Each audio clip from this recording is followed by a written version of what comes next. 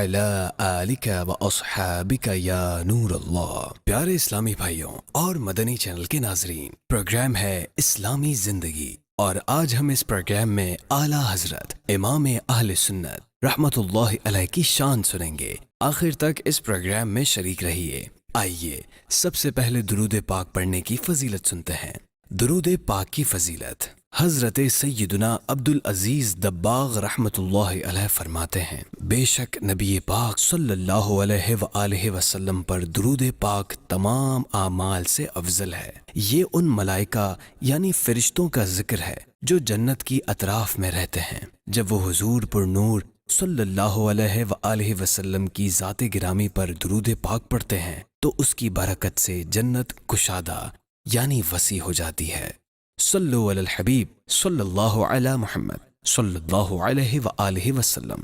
ڈوبنے سے بچا لیا۔ صدر الشریعہ مفتی محمد امجد علی اعظمی رحمت اللہ علیہ فرماتے ہیں کہ ہم اعلیٰ حضرت رحمت اللہ علیہ سے حدیث پاک سیکھا کرتے تھے۔ آپ رحمت اللہ علیہ کی عادت مبارکہ تھی کہ سیکھنے سکھانے کے دوران اٹھ کر نہیں جاتے تھے۔ ایک دن ہم سبق پڑھ رہے تھے کہ آپ رحمت اللہ علیہ وہاں سے اٹھ کر چلے گئے۔ 15 منٹ بعد پریشانی کی حالت میں واپس تشریف لائے تو آپ کے دونوں ہاتھ آستین سمیت پانی سے گیلے تھے۔ آپ نے کمرے کے باہر سے مجھے بلایا اور حکم دیا کہ دوسرا خشک کرتا لے کر آئیے۔ میں کرتا لایا، آپ رحمت اللہ علیہ نے پہنا اور ہم لوگوں کو درس حدیث دینے لگے۔ مجھے یہ واقعہ عجیب لگا، اس لیے میں نے وہ دن، تاریخ اور وقت لکھ لیا۔ ٹھیک 11 دن بعد کچھ لوگ تحفہ تحائف لے کر حاضر ہوئے۔ وہ لوگ چند دن وہیں رہے، پھر جب واپس جانے لگے تو میں نے ان سے پوچھا کہ کہاں کے رہنے والے ہیں، اس وقت کہاں سے اور کس وجہ سے آئے تھے۔ ان لوگوں نے اپنا واقعہ بیان کیا کہ ہم فلاں تاریخ کو کشتی میں سفر کر رہے تھے،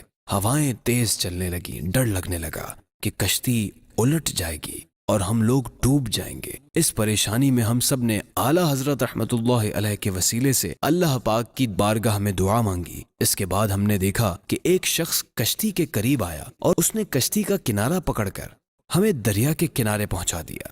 ہم بخیر و عافیت اپنے گھروں کو پہنچ گئے اور اللہ پاک نے اعلیٰ حضرت رحمت اللہ علیہ کے وسیلے کی برکت سے ہم لوگوں کو ڈوبنے سے بچا لیا۔ اس لیے ہم اعلیٰ حضرت رحمت اللہ علیہ کی زیارت کرنے کے لیے یہاں حاضر ہوئے ہیں۔ صلو علی الحبیب صلی اللہ علی محمد۔ اے عاشقان رسول، اعلیٰ حضرت امام احمد رضا خان رحمت اللہ علیہ اللہ پاک کے بہت بڑے ولی اور 14ویں صدی کی ایک عظیم علمی اور روحانی شخصیت تھے۔ آپ کا کشتی میں سوار مسافروں کی فریاد سن کر ان کی مدد کرنا اور کشتی کو کنارے لگا دینا یقیناً آپ رحمت اللہ علیہ کی کرامت ہے۔ اللہ پاک نے اپنے اولیاء کو یہ شان عطا فرمائی ہے کہ جب بھی کسی مشکل میں ان کو پکارا جائے یا ان کے وسیلے سے دعا مانگی جائے تو وہ اللہ پاک کی عطا سے اپنے غلاموں کی مشکل دور فرما دیتے ہیں۔ اس حکایت سے یہ بات بھی معلوم ہوئی کہ اولیاء اللہ کو اپنی دعاؤں میں وسیلہ بنانا جائز ہے۔ شان اعلیٰ حضرت رحمت اللہ علیہ۔ اے عاشقان رسول، سیدی اعلیٰ حضرت رحمت اللہ علیہ پیدائشی ولی اللہ تھے۔ 1272 سنہ ہجری کی 10 شوال المکرم کو پیدا ہوئے۔ 3.5 سال کی عمر میں ایک عربی شیخ سے عربی زبان میں بات چیت کی۔ 4 سال کی عمر میں قرآن کریم ناظرہ مکمل پڑھ لیا۔ 6 سال کی عمر میں ایک بہت بڑے مجمعے میں جہاں بڑے بڑے علماء بھی موجود تھے میلاد النبی کے موضوع پر تقریر فرمائی۔ 8 سال کی عمر میں عربی کتاب کی عربی میں شرح لکھ دی۔ صرف 13 سال 10 ماہ 4 دن کی عمر میں پہلا فتویٰ بھی تحریر فرما دیا۔ کسی نے خط میں آپ کو حافظ لکھ دیا تو 1 ماہ میں حفظ قرآن مکمل کر لیا۔ مکۃ المکرمہ میں آپ کے پاس کتابیں موجود نہیں تھیں، لیکن صرف 8 گھنٹے میں 400 صفحات پر مشتمل عربی زبان میں ایسی عظیم الشان کتاب لکھ دی کہ عرب شریف کے بڑے بڑے علماء کرام خوش ہو گئے۔ قربان جائیے سیدی اعلیٰ حضرت رحمت اللہ علیہ کی قسمت پر کہ جب مدینہ پاک زادہ اللہ شرفا و تعظیمہ میں حاضر ہوئے تو سر کی آنکھوں سے پیارے آقا صلی اللہ علیہ وآلہ وسلم کے دیدار کا شرف بھی حاصل کیا۔ صلو علی الحبیب صلی اللہ علی محمد۔ سانپ کا زہر بے اثر کر دیا۔ سید ایوب علی رضوی صاحب رحمت اللہ علیہ بیان کرتے ہیں، ایک دن میں مغرب کے بعد مکان پر کھانا کھا رہا تھا کہ میرے بھائی قناعت علی گھبرائے ہوئے آئے۔ کہنے لگے، بھائی جان مجھے جلدی سے اعلیٰ حضرت رحمت اللہ علیہ کے پاس لے چلیے، میرے پاؤں میں سانپ نے کاٹا ہے، میرا سر چکرا رہا ہے۔ سید ایوب علی رضوی صاحب رحمت اللہ علیہ فرماتے ہیں کہ میں نے دیکھا کہ ان کے پاؤں قابو میں نہ تھے۔ ہم بڑی مشکل سے اعلیٰ حضرت کے گھر کے قریب پہنچے ہی تھے کہ دیکھا کہ اعلیٰ حضرت رحمۃ اللہ علیہ عشاء کی نماز کے لیے آ رہے تھے۔ میں نے آگے بڑھ کر دست بوسی کی، یعنی ہاتھ مبارک چوما اور اس واقعے کی اطلاع دی۔ اعلیٰ حضرت رحمۃ اللہ علیہ نے فرمایا سید صاحب کہاں ہیں؟ میں نے اشارے سے بتایا تو آپ وہیں سڑک پر پڑھنے کے لیے بیٹھنے لگے، مگر قناعت علی میرے بھائی کے کہنے پر مسجد میں تشریف لے گئے۔ مجھ سے چراغ قریب منگوا کر دیکھا تو واقعی دانتوں کا نشان تھا۔ آپ دیر تک کچھ پڑھتے رہے اور اس جگہ اپنا مبارک ہاتھ پھیرتے رہے۔ آخر میں دم کرنے کے بعد تسلی دیتے ہوئے فرمایا باورچی خانے میں چوہے نے کاٹا ہوگا، آپ کی نظر سانپ پر پڑی ہوگی۔ قناعت علی نے عرض کیا حضور ایک اور تمنا یعنی خواہش ہے۔ فرمایا کیا؟ عرض کیا حضور تھوڑا سا لعاب دہن یعنی تھوک اگر اس جگہ لگا دیں تو میں بچ جاؤں گا۔ آپ نے فرمایا اس کی کیا ضرورت ہے؟ میں نے تو وہ دعائیں جو سرکار صلی اللہ علیہ وآلہ وسلم نے ارشاد فرمائی ہیں پڑھ کر دم کر دی ہے، انشاءاللہ آپ کو کچھ نقصان نہ پہنچے گا۔ انہوں نے پھر عرض کیا اگر آپ لعاب دہن لگا دیں گے تو میرا دل مطمئن ہو جائے گا۔ یہ سن کر آپ نے تھوڑا سا ناراضی کا اظہار کیا، جس پر قناعت علی بھی مایوسی کے انداز میں خاموش ہو گئے۔ فرمایا تم نہیں مانتے ہو، اچھا لاؤ پاؤں۔ میں سید ایوب علی نے بڑھ کر لعاب دہن لینے کے لیے اپنا سیدھا ہاتھ پھیلا دیا، مگر سیدی اعلیٰ حضرت نے میرے ہاتھ کو ہٹا کر خود اپنے ہاتھ سے لعاب دہن لگاتے ہوئے فرمایا بس اب تو آپ کا کہنا پورا ہو گیا۔ قناعت علی نے رات بھر خواب دیکھے کہ میں سانپ مار رہا ہوں، لیکن الحمدللہ سانپ کے زہر نے کوئی نقصان نہ پہنچایا۔ صوفیہ کے ہاں سفر کی اقسام۔ حجت الاسلام امام محمد بن محمد غزالی رحمۃ اللہ علیہ فرماتے ہیں سفر دو قسم کا ہے، ایک ہے سفر بالقلب یعنی باطنی طور پر سفر کرنا، اور دوسرا ہے سفر بالبدن یعنی جسمانی طور پر سفر کرنا۔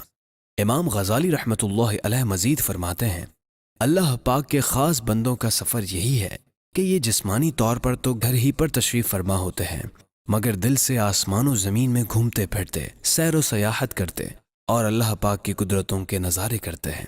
عموماً اولیاء کرام اسی قسم کا سفر کیا کرتے ہیں، اور سیدی اعلیٰ حضرت رحمۃ اللہ علیہ بھی سفر بالبدن یعنی جسمانی طور پر سفر بہت کم فرمایا کرتے تھے۔ ہاں آپ کا سفر بالقلب یعنی روحانی سفر بہت کمال کا تھا۔ اعلیٰ حضرت کا سفر بالقلب۔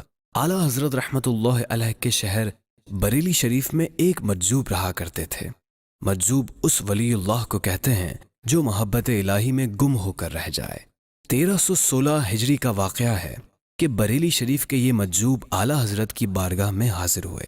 یہ روحانی طور پر زمین کی سیر تو کر چکے تھے، مگر آسمان کی سیر ابھی نہ کی تھی، لہٰذا ناواقفیت کی بنا پر کہنے لگے حضور سید عالم صلی اللہ علیہ وآلہ وسلم کی حکومت زمین پر نظر آ رہی ہے، آسمان پر نظر نہیں آتی۔ سیدی اعلیٰ حضرت رحمۃ اللہ علیہ نے فرمایا حضور پر نور شہنشاہ دو عالم صلی اللہ علیہ وآلہ وسلم کی حکومت جس طرح زمین پر ہے اسی طرح آسمان پر بھی ہے۔ ان مجذوب بزرگ رحمۃ اللہ علیہ نے دوبارہ عرض کیا حضور اکرم نور مجسم صلی اللہ علیہ وآلہ وسلم کی حکومت زمین پر نظر آ رہی ہے، آسمان پر نظر نہیں آتی۔ اعلیٰ حضرت رحمۃ اللہ علیہ نے پھر فرمایا کسی کو نظر آئے یا نہ آئے، لیکن میرے آقا شہنشاہ دو جہاں صلی اللہ علیہ وآلہ وسلم کی حکومت بحر و بر، خشک و تر، برگ و ثمر، شجر و حجر، شمس و قمر، زمین آسمان، ہر شے پر ہر جگہ جاری تھی، جاری ہے اور جاری رہے گی۔ اعلیٰ حضرت رحمۃ اللہ علیہ کا یہ پرجلال جواب سن کر وہ مجذوب بزرگ رحمۃ اللہ علیہ چلے گئے۔ ادھر یہ مجذوب صاحب گئے، ادھر اعلیٰ حضرت رحمۃ اللہ علیہ کے شہزادے مصطفیٰ رضا خان رحمۃ اللہ علیہ جن کی عمر مبارک اس وقت 6 سال تھی، یہ اس وقت چھت پر تشریف فرما تھے، اچانک چھت سے گر پڑے۔ یہ حال دیکھ کر اعلیٰ حضرت رحمۃ اللہ علیہ کی والدہ محترمہ نے اعلیٰ حضرت رحمۃ اللہ علیہ کو آواز دی اور فرمایا تم ابھی ایک مجذوب سے الجھے تھے اور وہ شاید غصے میں چلے گئے، دیکھو جبھی تو مصطفیٰ رضا چھت پر سے گر پڑے، مجذوب سے الجھنا نہیں چاہیے۔ والدہ محترمہ کی یہ بات سن کر اعلیٰ حضرت رحمۃ اللہ علیہ نے بادب کہا مصطفیٰ رضا چھت سے گرے تو ہیں لیکن انہیں چوٹ نہیں لگی ہوگی۔ دیکھا گیا تو واقعی آپ کے شہزادے صحیح سلامت مسکرا رہے تھے۔ اب سیدی اعلیٰ حضرت رحمۃ اللہ علیہ نے مجددانہ جلال کے ساتھ فرمایا اللہ پاک اگر ایسے 1000 مصطفیٰ رضا عطا فرمائے تو بھی خدا کی قسم ان سب کو شریعت پر قربان کر سکتا ہوں، لیکن شریعت مطہرہ پر کوئی حرف نہ آنے دوں گا۔ پھر اعلیٰ حضرت رحمۃ اللہ علیہ نے حقیقت سے پردہ اٹھاتے ہوئے فرمایا، مجذوب تو میرے پاس اصلاح کے لیے تشریف لاتے ہیں اور یہ کام فقیر کے سپرد ہے۔ یہ مجذوب زمین کی سیر فرما چکے تھے، اب آسمان کی سیر فرمانے جا رہے تھے، لہٰذا اس نظر کی ضرورت تھی جس سے حضور شہنشاہ کونین صلی اللہ علیہ وآلہ وسلم کے اختیارات آسمان پر بھی ملاحظہ فرماتے، اس لیے فقیر کے پاس تشریف لائے۔ الحمدللہ انہیں وہ نظر عطا کر دی گئی۔ اس واقعے کو ابھی کچھ ہی دیر گزری تھی کہ وہ مجذوب بزرگ رحمت اللہ علیہ دوبارہ حاضر ہوئے اور خوشی میں اعلیٰ حضرت رحمت اللہ علیہ کے سینے مبارکہ سے لپٹ گئے، پیشانی کو بوسہ دے کر کہا، خدا کی قسم جس طرح حضور صلی اللہ علیہ وآلہ وسلم کی حکومت زمین پر ہے، اسی طرح آسمان پر بھی، بلکہ ہر جگہ ہر شے پر حضور صلی اللہ علیہ وآلہ وسلم کی حکومت دیکھ رہا ہوں۔